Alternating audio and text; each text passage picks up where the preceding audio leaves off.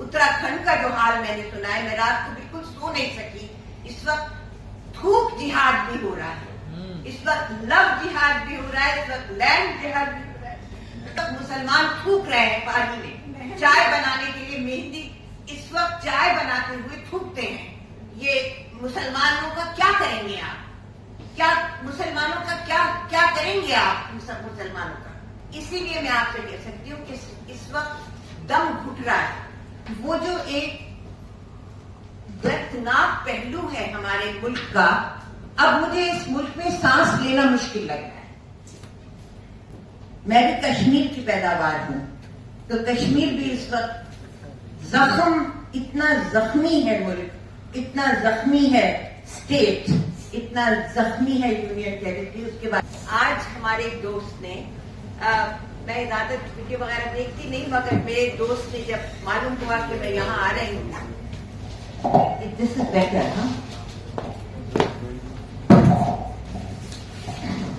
जब उनको मालूम हुआ कि मैं यहाँ आ रही हूँ, तो उन्होंने मुझे एक छोटा वीडियो भेजा जिसमें एक आदमी मोटरसाइकिल पे जा रहा था।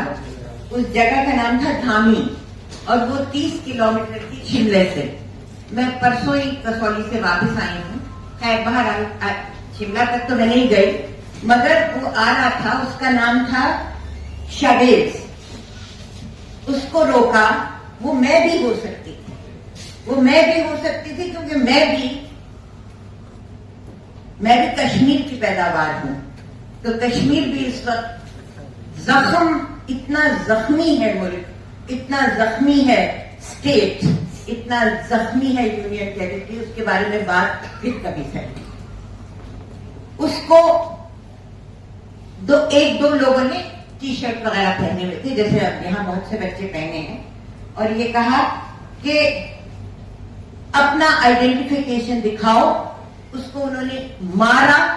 वो चश्मदीद गवाह हूं मैं इस बात की। उसको मारा, उसको इतना मारा और फिर उससे कहा मुर्गा बनो। फिर मुर्गा बना वो और उसको फिर मारा। क्या?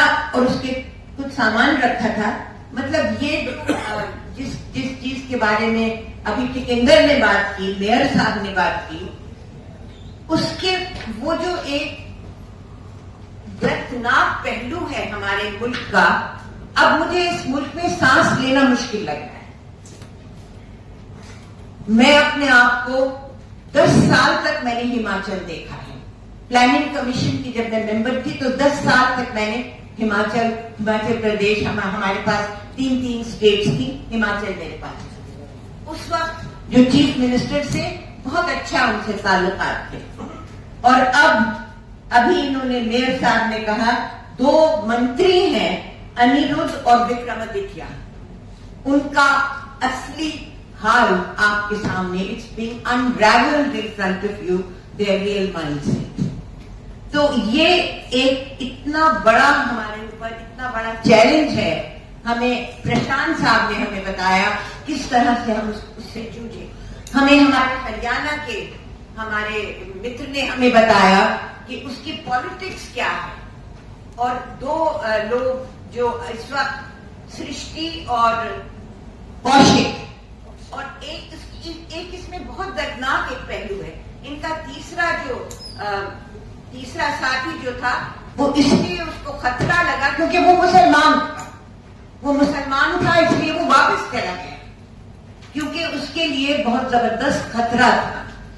तो मेरे लिए, चाहे मेरा कश्मीर हो, चाहे मेरा पानीपत हो, हरियाणा हो, और चाहे मेरा हिमाचल हो, जिसको मैंने 10 साल तक सींचा अपने खून से, मुझे ये लगता है कि ये जो इस वक्त के हालात हैं मुसलमानों के लिए, इस वक्त बहुत, मैं कभी नहीं ये कह सकती थी, मगर आपके सामने कह रही हूँ, क्योंकि आपने इस वक्त ऐसी उम्दा बातें सुनी हैं। What you have heard from all my fellow panelists, led by Nadeem, who's a pillar of our strength, उनसे जो आपने बातें सुनी हैं, इसीलिए मैं आपसे कह सकती हूँ कि इस वक्त दम घुट रहा है। और जिसकी बात आपने कही प्रशांत साहब कि मुसलमानों को घेटों में धक्का दे दिया गया है, हाँ, हम भी घेटों में रहते हैं। और हमारे ارد گرد ایک زمانے میں ہندو، مسلمان، سکھ، کیرل کے، کرناٹک کے سب رہتے تھے، اور اب دھیرے دھیرے دھیرے دھیرے وہ ایک گھیٹو بنتا چلا جا رہا ہے. We learned how to breathe and how to enjoy this country, how to be proud, how to raise our head up in the skies to say this is my land, this is my Kashmir, this is my Haryana, this is my Delhi, this is my Himachal.